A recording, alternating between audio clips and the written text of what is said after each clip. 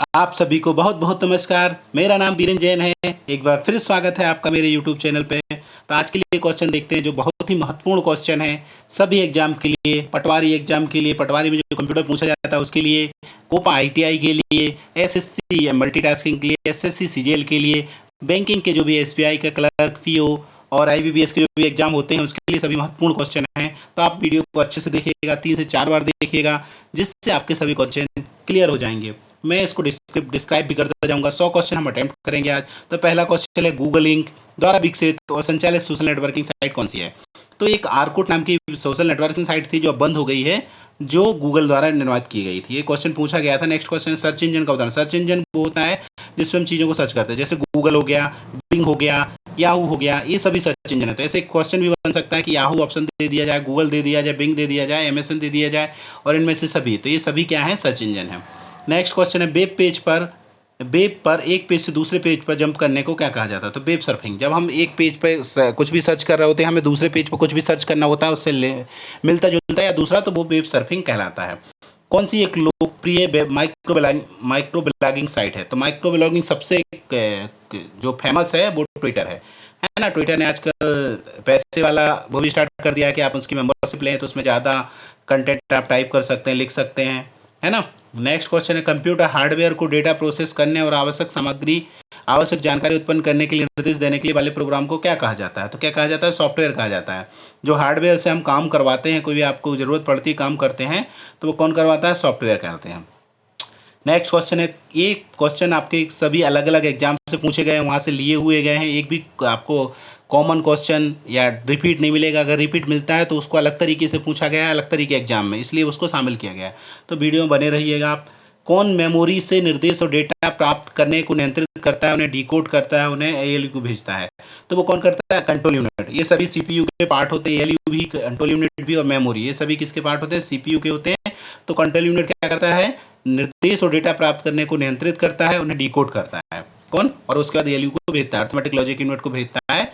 तो कौन करता है? कंट्रोल यूनिट करता है। नेक्स्ट क्वेश्चन है, वह है आवृत्ति जिस पर कोई माइक्रो प्रोसेसर निर्देश को कार्यान्वित करता है, उससे इसकी खालिस्तान कहा जाता है। तो क्या कहा जाता है? क्लॉक स्पीड कहा जाता है ना। माइक्रो प्रोसेसर को जो निर्देश करता है और कार्यान्वित करता है, उससे क्या कहते हैं? हम क्लॉक स्पीड कहते हैं। प्रिंटर के संबंध में डीपीआई का फुल फॉर्म क्या है?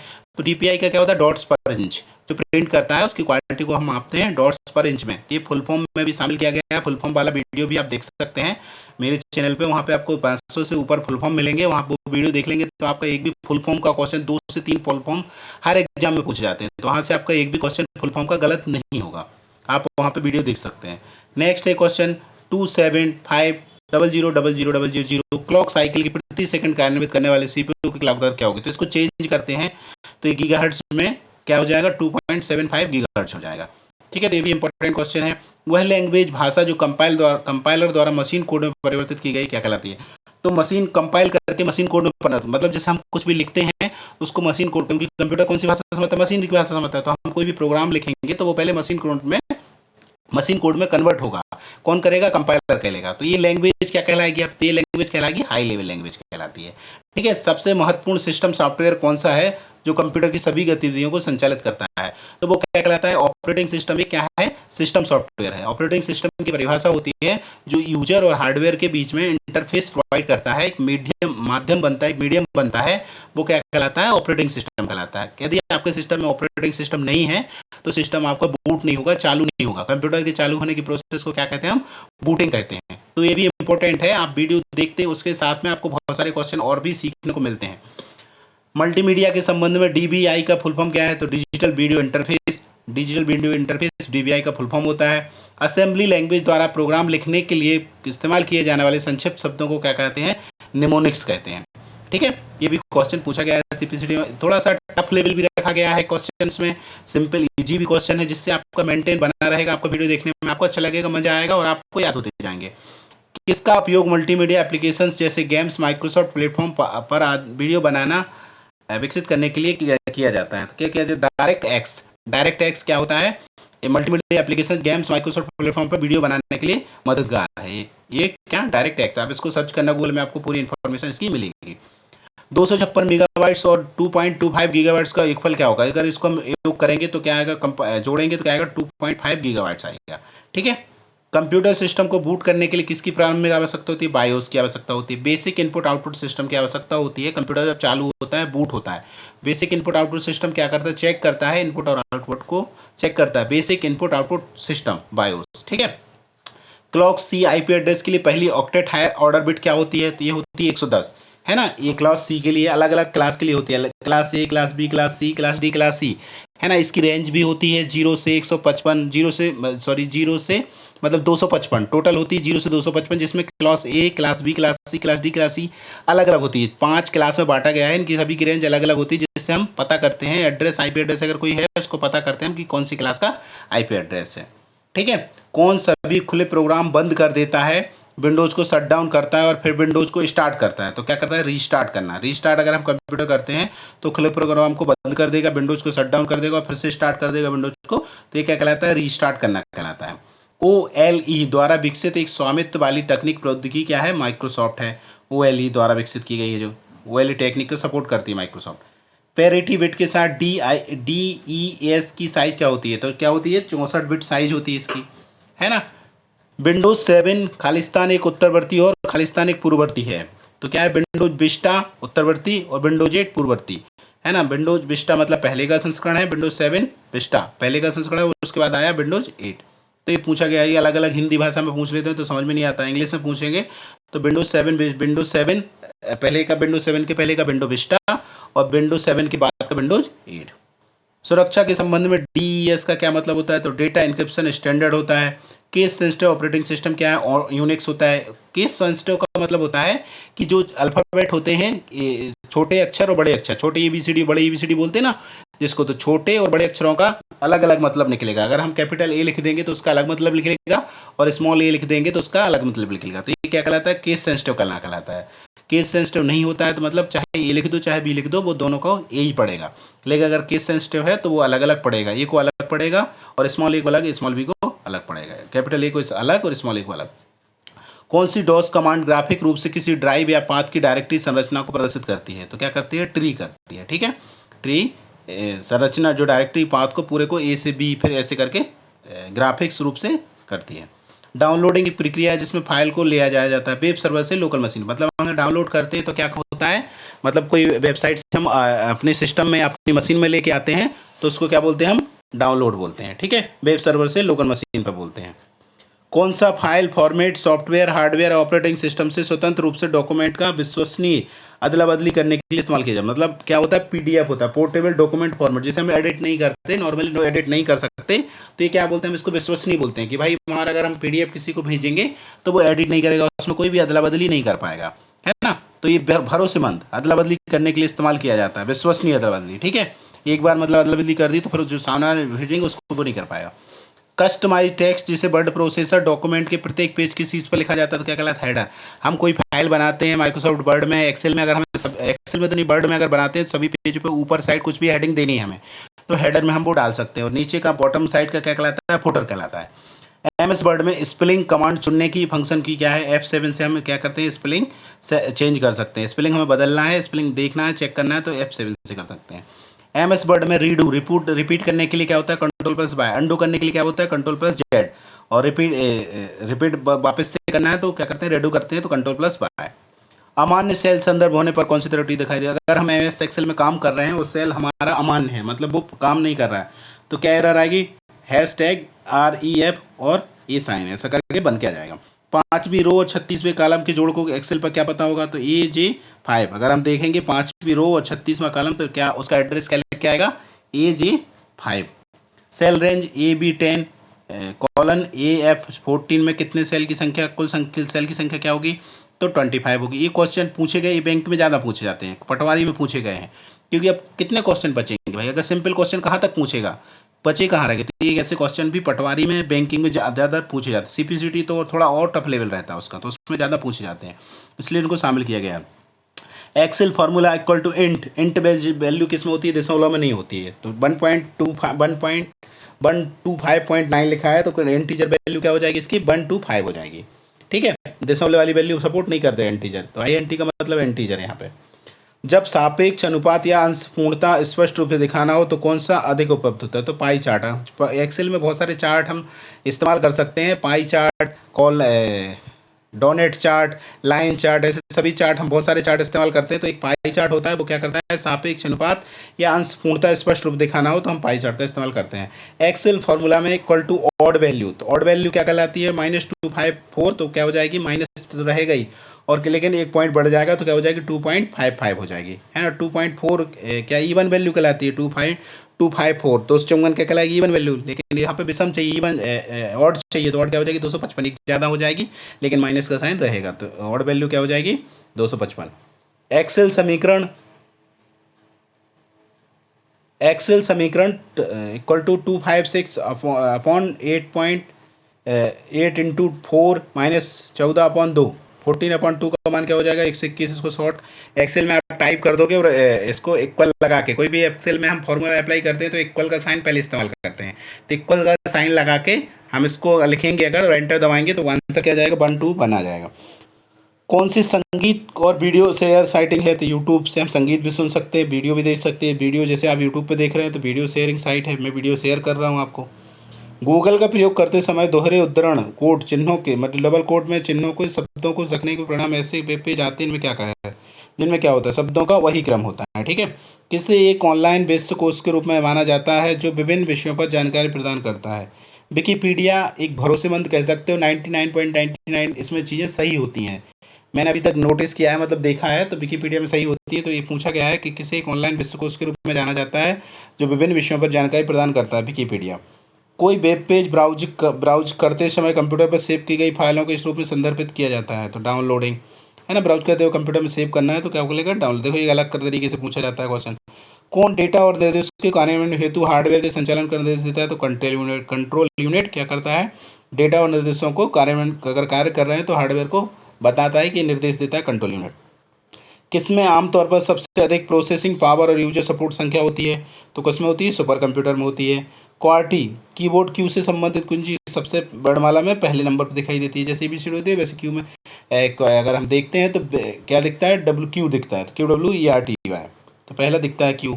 डी रैम पर स्टोर किए गए डेटा को लगातार रिफ्रेश करने की आवश्यकता होती है, क्योंकि यह उपयोग क्या करता है, कैपेसिटर का यूज करता है, इसलिए इसको लगातार डी रैम मतलब डायनामिक रैम। स्टैटिक रैम में रिफ्रेश करने की आवश्यकता नहीं होती। दो प्रकार के रैम हम पढ़ते हैं, डायनामिक पढ़ते हैं और स्टैटिक पढ़ते हैं। तो डायनामिक रैम में क्या होता है, रिफ्रेश करने की आवश्यकता होती है, क्यों, क्योंकि कैपेसिटर यूज होता है इसमें। वीडियो थोड़ा सा बड़ा हो सकता है लेकिन 100 क्वेश्चन इसमें कवर होंगे आपके, और डिस्क्राइब करके कवर करवा रहा हूँ मैं।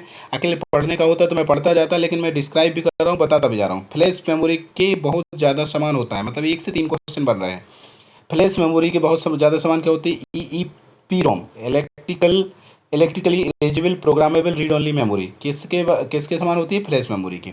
प्रोग्रामिंग लैंग्वेज की कौन सी श्रेणी मानव द्वारा आसानी से समझ पढ़ने योग्य? हाई लेवल लैंग्वेज, जो आसानी से पढ़ सकते हैं, है ना। कौन सा मशीन लैंग्वेज तो कंप्यूटर पढ़ेगा, प्रो हाई लैंग्वेज मतलब अपन लोग समझ सकें। कौन सा free text source code editor है? नोटपैड प्लस प्लस, है ना। ये सब क्या है, फ्री सोर्स कोड है, जहाँ पे हम एडिटर हैं, सोर्स कोड लिखते हैं। कोई भी हमें प्रोग्राम रन करना है तो हम एक लाइन करके भी होता है, उस पर भी लिखते हैं, नोटपैड पर लिखते हैं। ये सब क्या है, फ्री सोर्स कोड एडिटर हैं, है ना, जहाँ पे हम कोड को लिखते हैं और फिर इसको रन कर सकते हैं। 10 बिट्स एड्रेस लाइन का उपयोग करते हुए एड्रेसेबल मेमोरी की कुल संख्या कितनी होगी? तो 10 से 24 होगी। 43 किलोबाइट और 0.25 मेगाबाइट्स का योगफल क्या होगा? तो 4.5 मेगाबाइट्स होगा। कौन सी प्रक्रिया बूट प्रोसेस के दौरान कार्यान्वित की जाती है सुनिश्चित करने के लिए कंप्यूटर किन उपकरणों पर निर्भर है, वे सही ढंग से काम कर रहे हैं? तो POST power on self test, जो क्या करती है, बूट प्रोसेस के दौरान कार्यान्वित की जाती है, सुनिश्चित करने के लिए कंप्यूटर के निर्भर करती है कि सही ढंग से काम कर रहा है। तो पावर ऑन सेल्फ टेस्ट मतलब वो अपने से पूरा टेस्ट करता है, पूरे कंप्यूटर का पावर का और पूरे जो भी आपके लगे हुए हैं उसमें device. Class D IP address के लिए पहली ऑक्टेट उच्च क्रम बिट क्या होती है? तो एक 1110 होती है क्लास डी की, है ना। अभी दूसरा ओवर क्वेश्चन अलग उसकी पूछी गई थी, इसमें अलग पूछी गई, तो क्लास डी की क्या होती है, 1110 होती है। सुरक्षा के संबंध में EEAES का फुल फॉर्म क्या होता है? तो एडवांस इंक्रिप्शन स्टैंडर्ड होता है। इलेक्ट्रॉनिक, ये तो आपको याद करना पड़ेगा फुल फॉर्म। इलेक्ट्रॉनिक डेटा के इंक्रिप्शन के लिए DES एक कतल विधि है। DES कौन सी है? सिमेट्रिक क्रिप्टोग्राफी, है ना। क्रिप्टोग्राफी एक प्रोसेस होती है जिससे सिफर टेक्स्ट से प्लेन टेक्स्ट और प्लेन टेक्स्ट से सिफर टेक्स्ट में यूज किया जाता है है ना, एक डेटा को सिक्योर करने के लिए कि सिक्योर तरीके से डेटा भेजा जा सके, उसके लिए क्या यूज करते हैं, क्रिप्टोग्राफी। विंडोज यूटिलिटी किसी पार्टीशन को बनाने या मिटाने के लिए एक नई डिस्क शुरू करने के लिए प्रयोग की जाती है।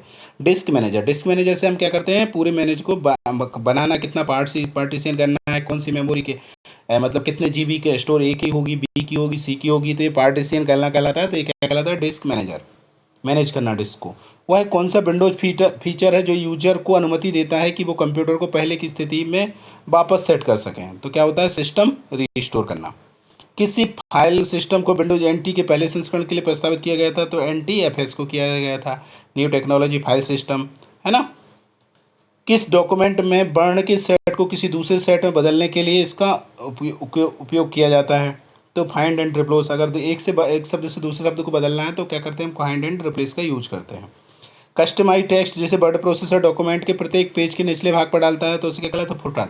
सबसे ऊपर डालना है तो हेडर कहलाता है, सबसे नीचे डालना है तो क्या कहलाता है, फुटर कहलाता है।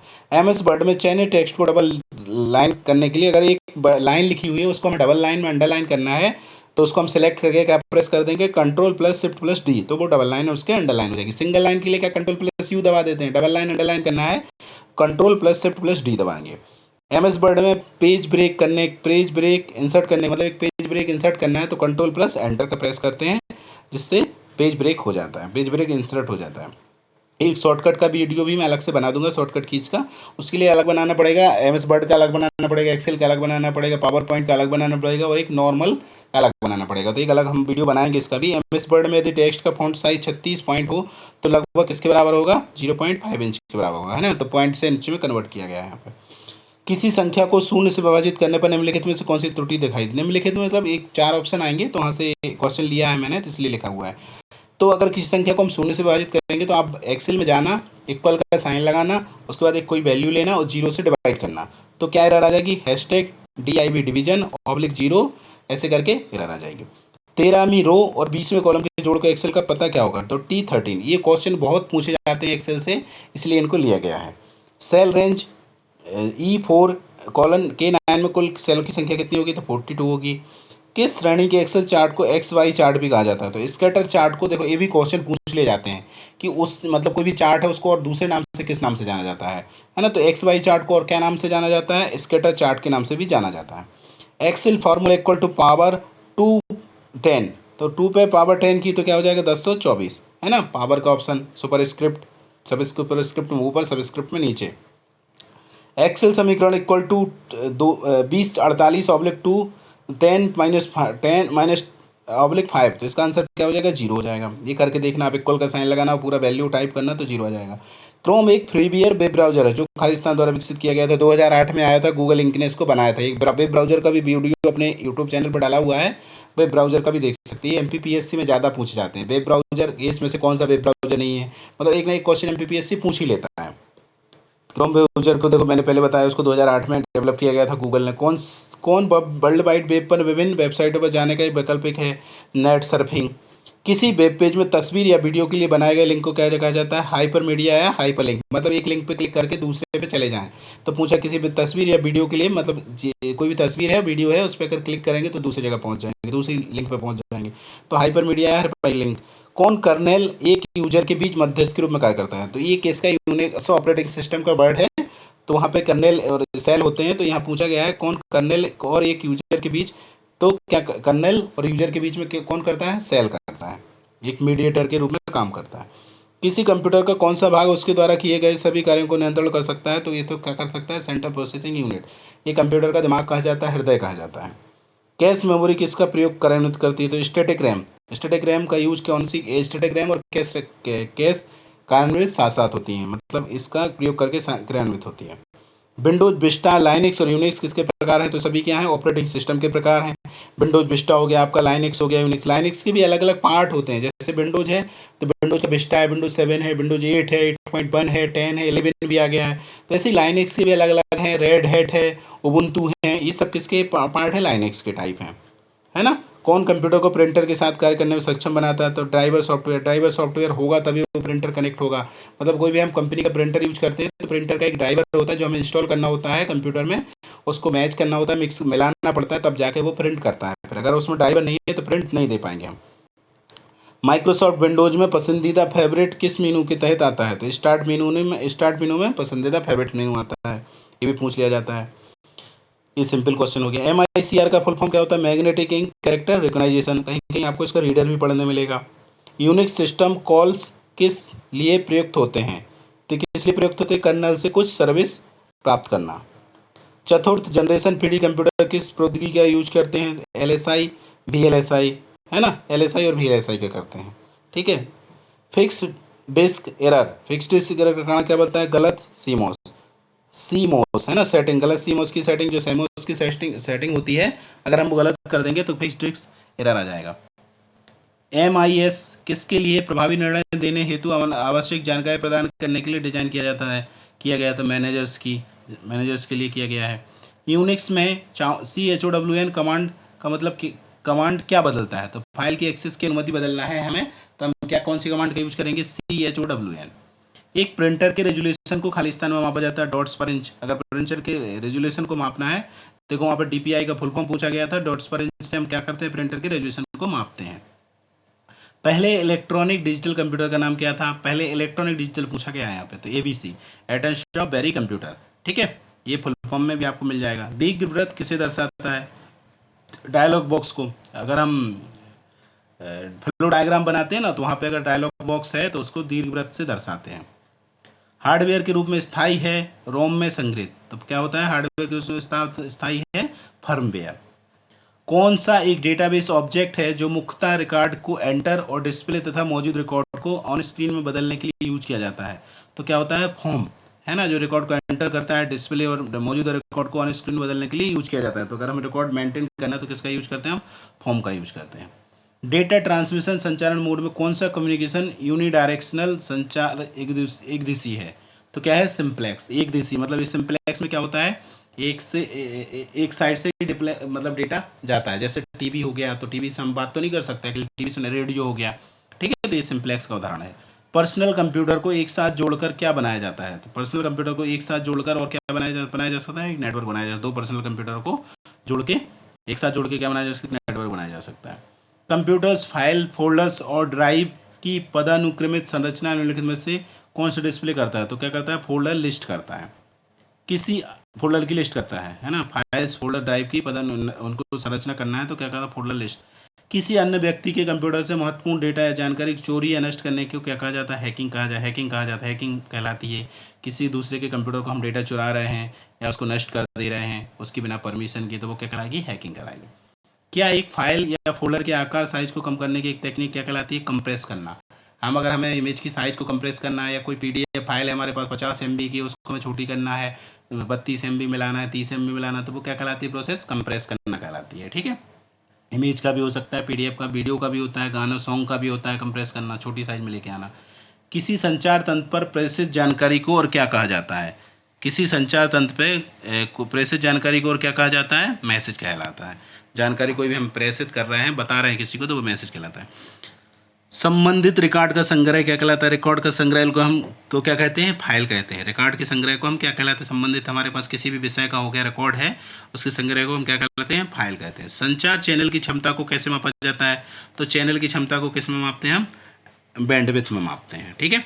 किसी चैनल की हर चीज़ की मापने की एक इकाई होती है, तो संचार चैनल की क्षमता को हम किस में मापते हैं? बैंडविड्थ में मापते हैं, ठीक है। नेटवर्क के नोड्स को जोड़ने वाले तारों उपकरणों के भौतिक लेआउट को क्या कहलाता है? तो टोपोलॉजी कहते हैं। नेटवर्क के नोड्स को जोड़ना है हमें, अलग अलग तरीके से हम जोड़ सकते हैं, तो इस उपकरणों को फिजिकली हम जोड़ रहे हैं, लेआउट उनके तरीके को क्या कहते हैं? हम टोपोलॉजी कहते हैं। टोपोलॉजी कई प्रकार की होती है, अलग अलग प्रकार की होती है। एक बस टोपोलॉजी होती है, बस टोपोलॉजी में हम सिंगल लाइन में जोड़ सकते हैं। स्टार टोपोलॉजी होती है, इसमें एक हब लगाना होता है, उसके बाद सिस्टम को कनेक्ट करते हैं। उसके बाद फिर एक रिंग टोपोलॉजी होती है, रिंग में सर्किल में हमें सिस्टम को जोड़ना है तो हम सर्किल में रिंग टोपोलॉजी का यूज करते हैं। उसके बाद एक हाइब्रिड टोपोलॉजी भी होती है, एक मैश टोपोलॉजी होती है। मैश टोपोलॉजी में एक सिस्टम से दूसरे सिस्टम से पहला, मतलब हर सिस्टम एक दूसरे से कनेक्ट होते हैं, तो वो क्या कहलाती है? मैश टोपोलॉजी कहलाती है। तो ऐसे टोपोलॉजी के अलग अलग टाइप होते हैं, ठीक है। तो यहाँ पे क्वेश्चन पूछा गया है, नेटवर्क के नोड्स को जोड़ने वाले तारों को फिजिकली लेआउट को क्या कहते हैं? हम तो टोपोलॉजी कहते हैं, ठीक है। कौन सा पावर टर्न ऑफ किए बिना कंप्यूटर को स्टार्ट करने की प्रोसेस है? तो बार्न बूट। है ना। बूटिंग, कंप्यूटर के चालू होने की प्रोसेस को हम क्या कहते हैं, बूटिंग कह लेते हैं। बूटिंग दो प्रकार की पढ़ते हैं, हमें कूल्ड बूटिंग पढ़ते हैं, एक बम बूटिंग पढ़ते हैं। तो यहाँ पे बम बूटिंग पूछा गया है, कौन सा पावर टर्न ऑफ किए बिना, मतलब हम पावर को टर्न ऑफ नहीं कर रहे हैं, अगर कंप्यूटर को रिस्टार्ट कर रहे हैं तो वो क्या कहलाती है, बम बूटिंग कहलाती है। और कंप्यूटर को हम पहली बार चालू करते हैं, पावर से ऑन करके चालू करते हैं, तो वो क्या कहलाती है, कूल्ड बूटिंग कहलाती है। तो दो प्रकार की बूटिंग होती है, एक बम बूटिंग, एक कूल्ड बूटिंग। रिस्टार्ट करना बिना पावर ऑफ बंद किए, मतलब स्विच से बंद नहीं करते हैं, ऐसे ही रिस्टार्ट कर रहे हैं हम, तो वो क्या कहलाती है, बम बूटिंग कहलाती है। तो पहली बार हम कंप्यूटर चालू कर रहे हैं तो वो क्या कहलाती है, कूल्ड बूटिंग कहलाती है। ठीक है, आज के सेकंड लास्ट क्वेश्चन देखते हैं। बोर्ड पर विशिष्ट रोम रीड ओनली मेमोरी चिप्स में डेटा स्टोर इंस्ट्रक्शन को क्या कहा जाता है, तो क्या कहलाया जाता है, बायोस कहलाता है। जब कंप्यूटर को हम चालू करते हैं तो रैम में रोम में डेटा जो स्टोर होता है उसमें क्या होता है, BIOS, basic input output system. ठीक है, नेक्स्ट क्वेश्चन है आपका, कौन विशिष्ट रूप से नेटवर्क का प्रत्येक कंप्यूटर की पहचान कर लेता है। तो अगर हमें कहीं भी सिस्टम को हम पता करते हैं किसी दूसरे सिस्टम को कि हमारा सिस्टम कहाँ चला गया, या हमारा सिस्टम, ये सिस्टम कहाँ से कहाँ रखा हुआ है वाला सिस्टम, तो मैक्सिमम किससे पता किया, नेटवर्क से अगर जुड़ा है, वो इंटरनेट उसमें चल रहा है, तो किससे पता करते हैं, आईपी एड्रेस। हर कंप्यूटर का एक आईपी एड्रेस जनरेट होता है, तो हमें पता चल जाता है कि एक सिस्टम कहाँ का है। ये विशेष रूप से किन कंप्यूटर्स की नेटवर्क की जो पहचान कर रहे हैं वो किससे करते हैं, आईपी एड्रेस करते हैं। ठीक है, तो यदि आपको ये वीडियो अच्छा लग रहा है तो आप मेरे चैनल को सब्सक्राइब जरूर करिए और लोगों में ज़्यादा से ज़्यादा शेयर करिए इसको। अगर कोई इन 100 क्वेश्चन में मैं डालता हूँ उसमें कोई भी समस्या आती है तो आप कमेंट करिए, मैं उसको पढ़ूंगा, उसका रिप्लाई जरूर करूँगा। अगर कोई भी आपको दिक्कत आती है, कोई भी क्वेश्चन नहीं समझ में आया, तो मैं इसको समझाने की पूरी प्रयास करूँगा, पूरा समझाने का प्रयास करूँगा। तो आप कमेंट जरूर करिए। अगर कोई भी आपको दिक्कत आती है, पूरा वीडियो देखिए आप, और इसको ज़्यादा से ज़्यादा लोगों को शेयर करिए और चैनल को मेरे सब्सक्राइब करिए। आपका बहुत बहुत धन्यवाद। मिलते हैं जल्दी एक नेक्स्ट वीडियो में।